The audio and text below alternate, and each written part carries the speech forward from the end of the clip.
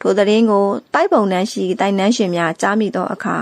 မောင်အမြင့်ဆိုတာဘသူလဲဘလို့ပုဂ္ဂိုလ်မျိုးလဲလိလာဆောင်ဆန်းကြည့်တဲ့အခါမိမိတို့တိုင်နှန်းရှင်များအနေဖြင့်မခုကန်နိုင်မရှင်ပြိုင်နိုင်သော108ချက်နဝင်းတက်ကိုပိုင်ဆိုင်ထားသူဖြစ်တဲ့ဖြင့်ပထမဝိဇ္ဇာဆရာကြီးဦးအောင်ထံတင်ပြကြတယ်။ပထမဆရာကြီးဦးအောင်ကမောင်အောင်မြင့်သည်ထွက်ရောက်ပေါက်ဝိဇ္ဇာစင်းထဲမှာပါနေတယ်။သူ့ကိုလွယ်လွယ်နဲ့တားလို့ရမှာမဟုတ်ဘူး။ရကန်းစင်အောင်ဆရာတော်ဘုရားကိုရှောက်တင်ရမယ်။မောင်အောင်မြင့်ကိုဆရာတော်ဘုရားမှတရားဟောနာချမှရမယ်လို့ပထမဝိဇ္ဇာကြီးဦးအောင်မှတိုင်နှန်းရှင်များကိုပြောလိုက်ပါတယ်။မောင်အောင်မြင့်ဒေးဆိုမှတိုက်ကိုဖောက်ဝင်ရန်လာနေပြီဖြစ်တဲ့ဖြစ်အချိန်မီတားမှဖြစ်မယ်လို့ပထမဆရာကြီးကပြောသည့်အခါဘိုးတိတ်ပကတပည့်တော်သွားတားပါမယ်သူကိုတားပြီးသူ့ပညာများကိုတင်ယူမယ်သူမနာခံလျင်သူ့အသက်ကိုပါနှုတ်ပစ်လိုက်မယ်လို့ပြောလိုက်ပါတယ်ထိုအခါရကန်းစင်အောင်ဆရာတော်ကဘိုးတိတ်ပမင်းမအောင်မြစ်ကိုမနိုင်ဘူးသူပညာက108ချက်နဝင်းထက်ပညာဖြစ်တယ်အဲ့ဒီပညာရက်ကဝိဇ္ဇာပညာရက်တွေထဲမှာအမြင့်ဆုံးပါပဲလို့မိန့်ကြားလိုက်တယ်။မောင်အောင်မြင့်ဟာတိုက်ပုံအင်ကြီးနဲ့ပစိုးကွက်ကိုဝစ်စင်ပြီးဒေးဆွန်မစေတီတောင်ပေါ်တွင်ပတိစိတ်နေတယ်။သူ့အယုံထဲမှာဖုန်ကြီးတစ်ပါးကြွလာပြီးမောင်အောင်မြင့်မင်းပတိစိတ်ပြီးရင်ဒီလန်းတိုင်းဆင်းလာခဲ့လို့မိန့်ကြားလေတယ်။မောင်အောင်မြင့်ဟာမိမိအယုံထဲမှာဖုန်ကြီးတစ်ပါးလာပြောသည့်အတိုင်းရှောက်သွားကြည့်ရာ9000ပြည့်စေတီလေးတစုနဲ့အယုံထဲမှာလာခေါ်တဲ့ဖုန်ကြီးတစ်ပါးကိုတွေးလိုက်တယ်။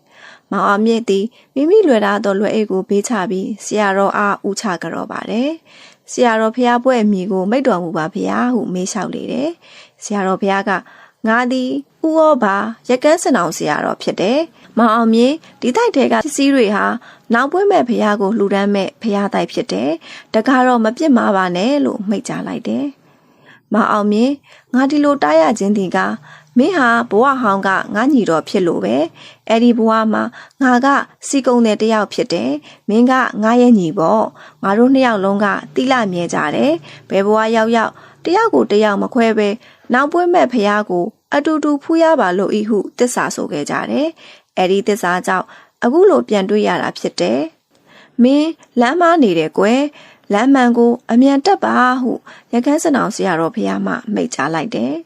ဒါဆိုတပည့်တော်အပြစ်တွေပြောက်ဖို့ဘာလို့ရပါမလဲဖေယားလို့မေးလျှောက်တယ်။ညီတော်တီလာကိုထိန်ရမယ်။ရာသက်ပံတိုက်တူသမားဘဝကိုဆွန့်လွတ်ရမယ်။မြည်သည့်တိုက်ပုံနှန်းကိုမှဒုက္ခမပေးရဟုဆရာတော်ဖေယားမှဆုံးမဩဝါဒပေးလေတယ်။တင်မဖေယားတပည့်တော်မသိလို့ပါ။အခုသိပြီမို့တိုက်တူသမားဘဝကိုဆွန့်လွတ်ပါမယ်ဖေယားဟုမအောင်မြတ်ကလျှောက်တင်လိုက်ပါတယ်။ရကန်းစင်အောင်ဆရာတော်ကတာရု3ချိန်ခေါ်ပြီးမအောင်မြင်မင်းဝိဇ္ဇာမဖြစ်ချင်ဘူးလားလို့မေးလိုက်တယ်ဖြစ်ချင်ပါတယ်ဘယ်လိုလုပ်ရမှာလဲဖေယားဟုပြန်လျှောက်လေတယ်ဆရာတော်က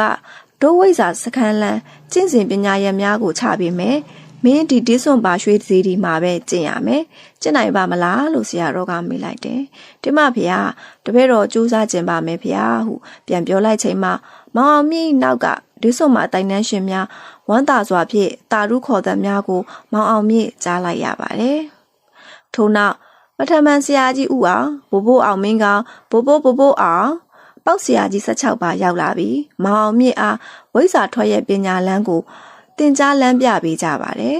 ဒွေစွန်ပါရွှေစေတီမှာမောင်အောင်မြင့်အတိတ်ထန်ကျင့်စဉ်ပြီးအောင်သည့်ထိစားရေးတောက်ရေးအဆင်ပြေစေရန်ဒေးစွန်မှာတိုက်ကမမြတစ်တို့ညီမအုပ်စုရွှေစေတီမှာ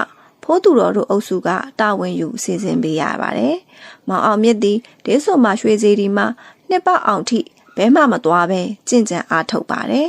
။ထိုစဉ်ကမောင်အောင်မြင့်ရဲ့အသက်သည်45နှစ်သာရှိပါတယ်။တနေ့လတာသောည12နာရီခန့်တွင်တင်ဆရာပေါက်ဆရာကြီး16ပါလုံးကြွလာပြီးမောင်အောင်မြင့်မင်းတိတ်တန်အောင်ပြီးကွာမင်းကိုငါတို့စုချင်းမြင့်ပြီးတာဝန်အနှင်တော့မယ်။ယနေ့မှစ၍မင်းသည်မောင်အောင်မြင့်မဟုတ်တော့ဘူး။တာလာရဖြစ်တယ်။တာလာရအမည်ဖြင့်တိုက်အပေါင်းအလုံးကိုအုပ်ချုပ်စေ။တိုက်ပုံနှန်းကိုဒုက္ခပေးလာသူများဖျားထပနာယတနာများကိုဖောက်ထုတ်ရန်စ조사နေသောတိုက်တူးသမားများရန်ကိုကာကွယ်ရမယ်။တိုင်နှန်းရှင်များကိုမိသားစုကဲ့သို့ဆက်ဆံရမယ်။တိုက်စည်းကမ်းနှင့်အညီထိမ့်သိမ်းဆောက်ရှောက်ရမယ်။စည်းကမ်းမဲ့သောတိုက်နှန်းရှင်များကိုအပြစ်ပေးရမယ်။တိုက်အပြောင်းရွှေ့နဲ့တိုက်အုပ်ချုပ်ရေးပိုင်းကိုမင်းတာဝန်ယူရမယ်။ဒါဝိဇ္ဇာကြီးများရဲ့အမိန့်တော်ဖြစ်တာကြောင့်ဝိဇ္ဇာကြီးပေါက်ဆရာ16ပါမှတာဝန်ပေးအမိန့်တော်ချမှတ်လိုက်ပါတယ်။တပည့်တာလာရ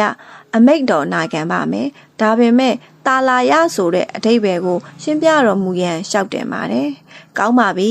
တာလာရဆိုတာတိုက်အပေါင်းကိုအုပ်ချုပ်တော့လာပါသိတ္တိပိုင်ဆိုင်တော့ရ